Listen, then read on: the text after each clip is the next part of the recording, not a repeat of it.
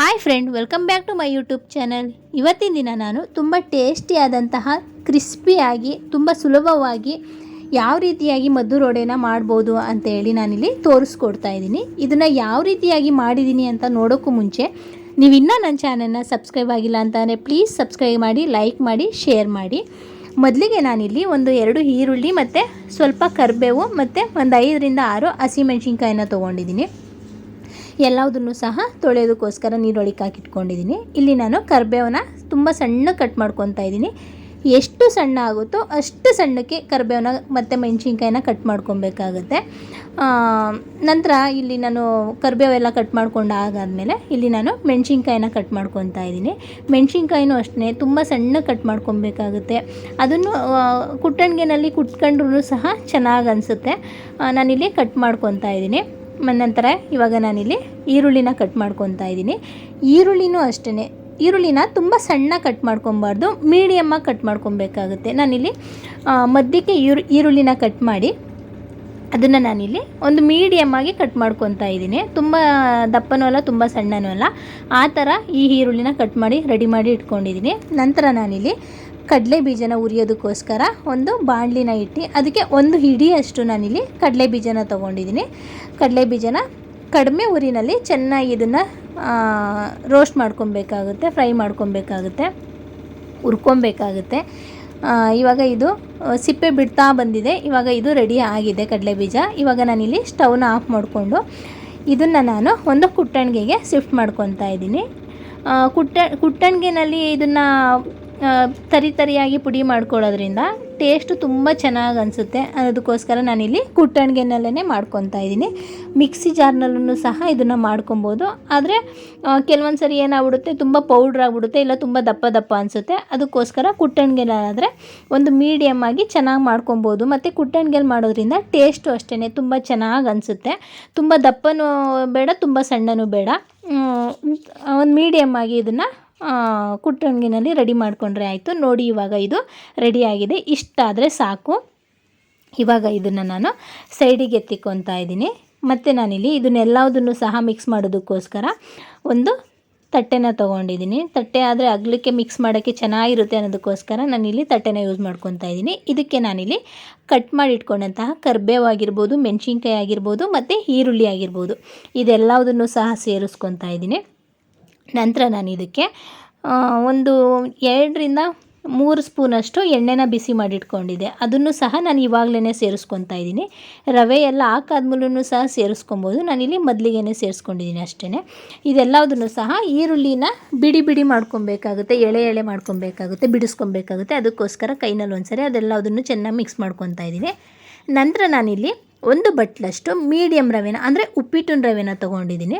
ಇಲ್ಲಿ ಒಂದು 2 ಸ್ಪೂನಷ್ಟು ಬಿಳಿ ಎಳ್ಳನ್ನ ತೊಗೊಂಡಿದ್ದೀನಿ. ಎಳ್ಳು ಹಾಕೋದ್ರಿಂದ ಅದು ಮಧ್ಯೆ ಚೆನ್ನಾಗಿ ಸಿಗುತ್ತೆ ಅನ್ನೋದಕ್ಕೋಸ್ಕರ ಎಳ್ಳನ್ನ ಯೂಸ್ ಮಾಡ್ಕೊಂಡಿದ್ದೀನಿ. ನಂತರ ನಾನಿಲ್ಲಿ ಕುಟ್ಟಿಟ್ಕೊಂಡಿದ್ನಲ್ವ ಕಡಲೆ ಬೀಜ, ಅದನ್ನು ಸಹ ಇದಕ್ಕೆ ಸೇರಿಸ್ಕೊತಾ ಇದ್ದೀನಿ. ಇಷ್ಟನ್ನು ಸಹ ಒಂದು ಸರಿ ಚೆನ್ನಾಗಿ ಮಿಕ್ಸ್ ಮಾಡ್ಕೊಬೇಕಾಗುತ್ತೆ. ಚೆನ್ನಾಗಿ ಎಲ್ಲದನ್ನು ಸಹ ಮಿಕ್ಸ್ ಮಾಡ್ಕೊಬೇಕಾಗುತ್ತೆ.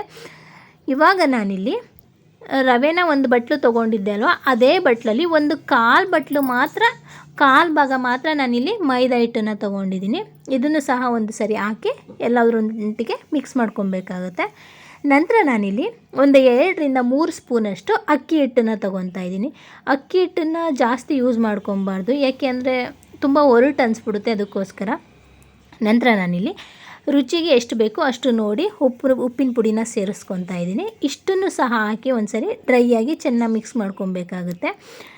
ಒಂದು ಸರಿ ರುಚಿನ ನೋಡಬೇಕಾಗುತ್ತೆ. ಉಪ್ಪು ಬೇಕು ಅನಿಸಿದ್ರೆ ಇವಾಗಲೇ ಹಾಕೊಬೋದು.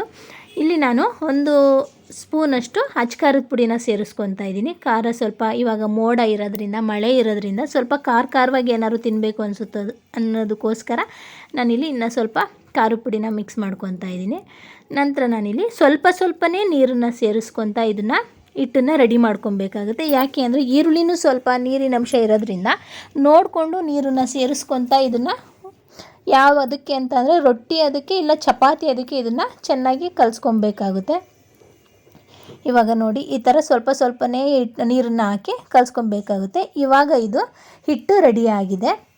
ಇವಾಗ ನಾನಿಲ್ಲಿ ಒಂದು ಕಡೆ ಬಾಣಲಿಗೆ ಎಣ್ಣೆನ ಹಾಕಿ ಡೀಪ್ ಫ್ರೈ ಮಾಡೋದಕ್ಕೋಸ್ಕರ ಎಣ್ಣೆನ ಬಿಸಿಗೆ ಇಡ್ಕೊತಾ ಇದ್ದೀನಿ. ಅದು ಬಿಸಿ ಆಗೋ ಅಷ್ಟರಲ್ಲಿ ಒಂದು ಕಡೆಯಲ್ಲಿ ಇದನ್ನು ಮದ್ದೂರು ವಡೆನೆಲ್ಲ ಅದನ್ನು ಸಹ ತಟ್ಟಿ ರೆಡಿ ಮಾಡ್ಕೊಬೇಕಾಗುತ್ತೆ. ಒಂದು ಪೇಪರ್ನ ಕವರ್ನ ತೊಗೊಂಡು ಅದಕ್ಕೆ ಸ್ವಲ್ಪ ಎಣ್ಣೆನ ಹಾಕಿ ಒಂದು ಮೀಡಿಯಮ್ ಆಗಿ, ತುಂಬ ದಪ್ಪನೂ ಅಲ್ಲ ತುಂಬ ಸಣ್ಣನೂ ಅಲ್ಲ, ಅದಕ್ಕೆ ಈ ಒಂದು ಮದ್ದೂರು ವಡೆನ ತಟ್ಟಿ ರೆಡಿ ಮಾಡ್ಕೊಬೇಕಾಗುತ್ತೆ. ತಟ್ಟಿ ರೆಡಿ ಮಾಡಿಕೊಂಡು ಎಣ್ಣೆ ಕಾದ ನಂತರ ಇದನ್ನು ಡೀಪ್ ಫ್ರೈ ಮಾಡಿದ್ರೆ ಆಯಿತು. ಇದನ್ನು ತುಂಬ ಸೀಸಲಬಾರ್ದು, ನೋಡಿಕೊಂಡು ಇದನ್ನು ಬೇಯಿಸ್ಕೊಬೇಕಾಗುತ್ತೆ. ನಾನಿಲ್ಲಿ ಒಂದು ತಟ್ಟೆಗೆ ಟಿಶ್ಯೂ ಪೇಪರ್ನ ಹಾಕಿ ಬೇಯಿಸ್ಕೊಂಡಂತಹ ಮದ್ದೂರು ವಡೆನ ಹಾಕ್ಕೊತಾ ಇದ್ದೀನಿ. ಎಣ್ಣೆನೂ ಅಷ್ಟೇ, ಇದು ತುಂಬ ಎಣ್ಣೆನ ಹೀರ್ಕೊಳ್ಳಲ್ಲ, ಇದು ಕಡಿಮೆ ಎಣ್ಣೆನ ತೊಗೊಳುತ್ತೆ ಅಂತೇಳಿ ಅನ್ನಿಸ್ತು ನನಗೆ ಬೇಯಿಸ್ಬೇಕಾದ್ರೆ. ತುಂಬ ಚೆನ್ನಾಗಿ ಬಂದಿತ್ತು, ತುಂಬ ಕ್ರಿಸ್ಪಿಯಾಗಿ, ತುಂಬ ಗರಿ ಗರಿಯಾಗಿ ತುಂಬ ಚೆನ್ನಾಗಿತ್ತು. ಈ ಬೆಂಗಳೂರಲ್ಲಿ ವಾತಾವರಣ ಮೋಡ ಮಳೆ ಇರೋದ್ರಿಂದ ಸಂಜೆ ಆಯಿತು ಅಂದರೆ ಟೀ ಟೈಮ್ಗೆ ಏನಾದ್ರೂ ಸಹ ತಿನ್ನಬೇಕು ಅಂತೇಳಿ ಅನಿಸುತ್ತೆ. ದಿನ ಬಜ್ಜಿ ಬೋಂಡನೆ ಮಾಡಿ ತಿನ್ನೋದ್ರಿಂದ ಈ ರೀತಿಯಾಗಿ ಮದ್ದೂರು ವಡೆನ ಆರಾಮಾಗಿ ಟೀ ಟೈಮಿಗೆ ಬೇಗ ಕ್ವಿಕ್ಕಾಗಿ ಮಾಡ್ಕೊಂಡು ತಿನ್ನೋ ಅಂತಹ ಒಂದು ರೆಸಿಪಿ ಅಂತಲೇ ಹೇಳ್ಬೋದು. ತುಂಬ ಸುಲಭನೂ, ಐಟಮು ಅಷ್ಟೇ, ಹೊರಗಡೆಯಿಂದ ತಂದು ಮಾಡಬೇಕು ಅನ್ನೋ ಅಂಥ ಐಟಮ್ ಯಾವುದೂ ಇಲ್ಲ, ಎಲ್ಲವುದು ಮನೇಲಿರೋ ಅಂಥದ್ದೇ. ಅದಕ್ಕೆ ಮದ್ದೂರು ವಡೆನ ಬೇಯಿಸ್ಕೊಂಡ್ರೆ ತುಂಬ ಚೆನ್ನಾಗಿರುತ್ತೆ. ತುಂಬ ಕ್ರಿಸ್ಪಿಯಾಗಿ, ಮೇಲೆ ತುಂಬ ಕ್ರಿಸ್ಪಿಯಾಗಿ, ಒಳಗಡೆ ತುಂಬ ಸಾಫ್ಟಾಗಿ ತುಂಬ ಚೆನ್ನಾಗಿತ್ತು. ಅಲ್ಲಲ್ಲಿ ಕಡಲೆ ಬೀಜ ಆಗಿರ್ಬೋದು, ಮೆಣಸಿನ್ಕಾಯಿ ಆಗಿರ್ಬೋದು, ಆ ಎಳ್ಳಾಗಿರ್ಬೋದು ಸಿಗೋದ್ರಿಂದ ಮಧ್ಯ ತುಂಬ ರುಚಿ ಅನ್ನಿಸ್ತಾ ಇತ್ತು. ಬಿಸಿನಲ್ಲಿ ಒಂದು ಲೋಟ ಬಿಸಿ ಕಾಫಿ ಜೊತೆಗೆ ಒಂದು ಮದ್ದೂರು ವಡೆನ ತಿಂತಾಯಿದ್ರೆ ತುಂಬ ಚೆನ್ನಾಗಿ ಅನ್ನಿಸ್ತಾ ಇತ್ತು ಮಳೆ ಟೈಮಿಗೆ ಅಂತೂ. ನೀವು ಇವಾಗ ಮಳೆ ಸೀಸನ್ ಆಗಿರೋದ್ರಿಂದ ಏನಾದರೂ ತಿನ್ನಬೇಕು ಅಂತೇಳಿ ಅನ್ನಿಸ್ತಾ ಇರುತ್ತೆ. ಅಂಥ ಟೈಮಲ್ಲಿ ಒಂದು ಸರಿ ಈ ಮದ್ದೂರು ವಡೆನ ಟ್ರೈ ಮಾಡಿ, ತುಂಬ ಚೆನ್ನಾಗಿ ಬರುತ್ತೆ. ನಾವು ಎಲ್ಲಿ ಹೊರಗಡೆ ಹೋಟ್ಲಲ್ಲಾಗಿರ್ಬೋದು ಮತ್ತು ಟ್ರೈನಲ್ಲೆಲ್ಲ ಮೈಸೂರು ಟು ಬೆಂಗಳೂರು ಓಡಾಡ್ತಾ ಇರ್ತೀವಲ್ವ, ಆ ಟ್ರೈನ್ಗಳಲ್ಲಾಗಿರ್ಬೋದು ಯಾವ ರೀತಿಯಾಗಿ ಟೇಸ್ಟ್ ಸಿಗುತ್ತೋ ಅದೇ ಥರನೇ ಇತ್ತು. ತುಂಬ ಚೆನ್ನಾಗಿತ್ತು, ತುಂಬ ರುಚಿಯಾಗಿತ್ತು, ತುಂಬ ಟೇಸ್ಟಿಯಾಗಿತ್ತು. ನೀವು ಒಂದು ಸರಿ ಮನೆಯಲ್ಲಿ ಟ್ರೈ ಮಾಡಿ ಹೇಗೆ ಬಂತು ಅಂತೇಳಿ ಕಮೆಂಟ್ ಮಾಡಿ. ನಾನು ಮಾಡಿರೋಂಥ ರೆಸಿಪಿ ನಿಮ್ಗೆ ಇಷ್ಟ ಆದರೆ ಪ್ಲೀಸ್ ನಿಮ್ಮ ಫ್ರೆಂಡ್ಸ್ ಆ್ಯಂಡ್ ಫ್ಯಾಮಿಲಿಗೆ ಶೇರ್ ಮಾಡಿ, ಸಬ್ಸ್ಕ್ರೈಬ್ ಆಗೋದನ್ನ ಮರಿಬೇಡಿ. Thank you.